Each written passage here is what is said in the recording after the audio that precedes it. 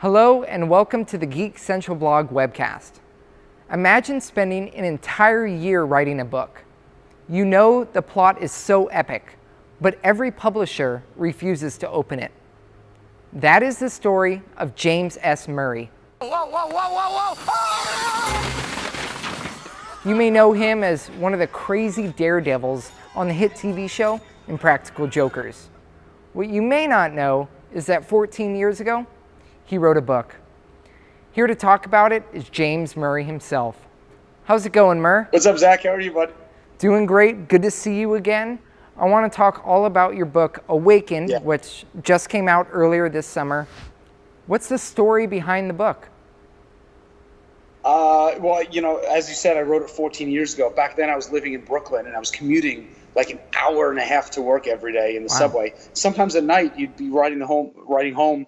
It'd be like 1, 2 o'clock in the morning. You might be a little drunk, and the subway car would be empty that you'd be on, right? Because I was way out in Brooklyn, and back then, like every now and then, the power would go out on the car. You know, you'd lose connection with the third rail, and you'd be plunged into like pitch blackness and silence. The air conditioner will go off too, and that's where the idea came from for Awakened. So Awakened is a thriller. It takes place in the near future. New York City builds a new subway line called the Z Train. And underneath the East River, they built this gorgeous underwater visitors pavilion, literally underwater. Glass, steel, super high-tech and modern. The inaugural run of the train. On the train itself is the mayor's wife, 100 lucky New Yorkers. In the pavilion underwater is the mayor, the president, press covering the event. When the train rolls into the pavilion, all the passengers, including the mayor's wife, are missing. The cars are covered in blood, and the windows are shattered outward. So it's this great mystery. What the heck happened? The mayor's in a panic. Where's my wife? Is everything okay? Is this a terrorist attack? What's going on? And what you come to learn in Awakened is that what's secretly going on underneath New York City is far more terrifying than anything you could ever have imagined. It's pretty cool. Oh my gosh. I love it. I love it. Fast-paced summer beach reading kind of book. Nice. But with all honesty, I mean, I would have never predicted that a guy that got his eyebrows shaved off on television would ever write a book in the sci-fi horror genre. Have you just been like secretly fascinated with scary stuff? Yeah, I mean, I grew up the book leans heavily on stuff that I love growing up, like Firestarter, the movie and the Stephen King novel, the Descent, which I think is one of the greatest horror movies ever made.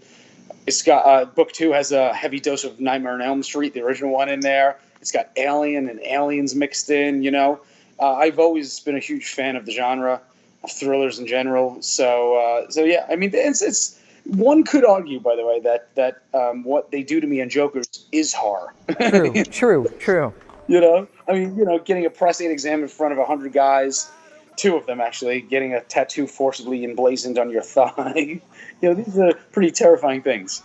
For sure. But the hero in your book, his name's Sal. I mean, are we talking coincidence or something? Yeah. The characters Sal and Mike are actually Sal and Q in real life. I wrote them in their voices for sure. What about Joe though?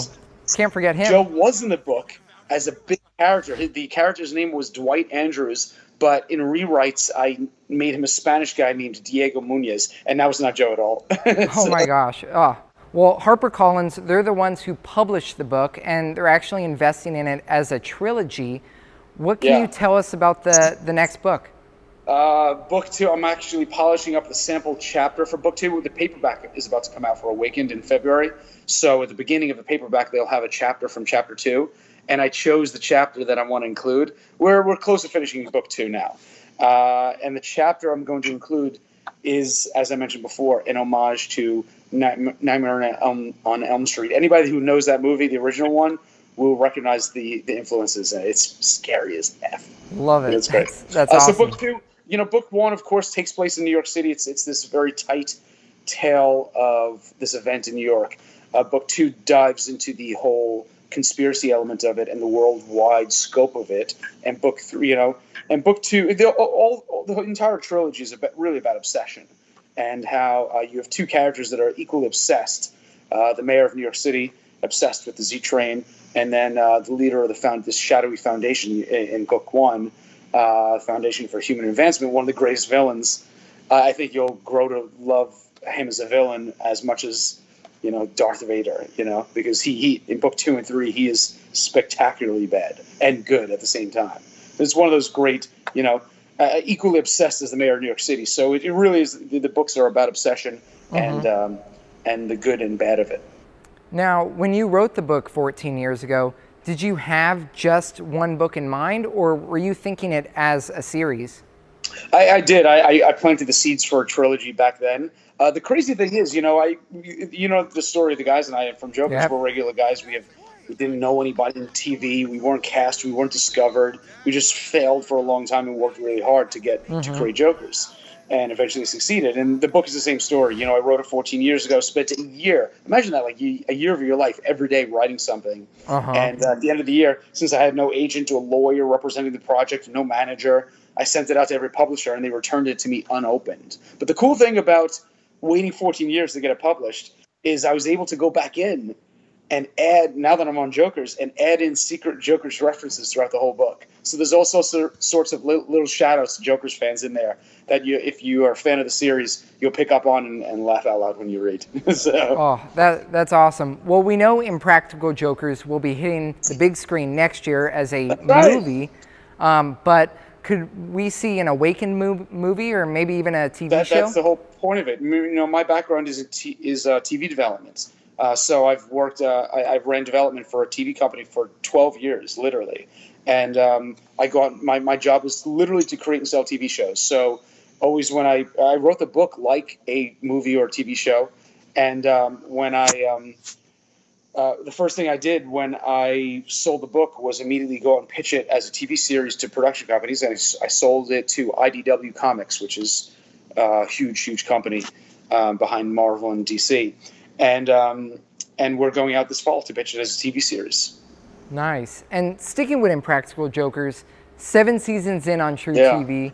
How do you guys manage to, keep it unique and funny every time, and B, not get recognized in public? New York City is easy because there's 10 million people, you know what I mean? I think if when we film those travel episodes, it's much harder. Like if we filmed an episode last season at Universal Studios in Florida, that was really hard because it's, those are people that watch our show. But there's so many people in New York and so many tourists coming in. For every person that knows this, there's 5 more that have no idea or don't give a shit who we are. You know what I mean? Yeah. So it's not as hard as you think when we're here. But the movie will be interesting. When the movie comes out next spring, it will be very interesting to see what happens to the TV show because we'll be much more recognizable then, I would hope. For sure. Well, final question for you, James. Yeah. I don't think I need to be the one to tell you that you are a true superstar. When I saw you a couple months ago in San Diego, you were mobbed by over 17,000 fans who, they were there to get a picture, get an autograph, buy your book. Yeah. But 14 years ago, not a single publisher would open your book. So for those people who are on that long road of making their dreams a reality, what kind of advice do you have for them? I've only learned 2 things in life. Only 2. For all schooling, everything I've done, I've only really learned 2 lessons. One is, if you love something, get great at it and don't stop doing it no matter what. Because a lot of what this business is about is really outlasting your competitors. 99% of your competition quits or moves on to something else because they really weren't destined to do the thing anyway. So if you love something, do not stop doing it. Get great at it, work hard at it, and keep going. The second thing I've learned is never let other people limit or define your success for you. That's what a lot of influences around us, family, friends, everything, try to influence our success and our direction. Don't let other people limit that. You do what you love and you stick to it and get great at it, and that's it. There you go. Those are the only 2 things. And I've also learned that my eyebrows grow back nice. They came back. Well, that's a good third piece of advice there. Not everything grows back well anymore. Oh my gosh. Well, James Murray, thanks so much for talking to us. And Awakened is available now. Yeah, and you can get it at awakenednovel.com as well.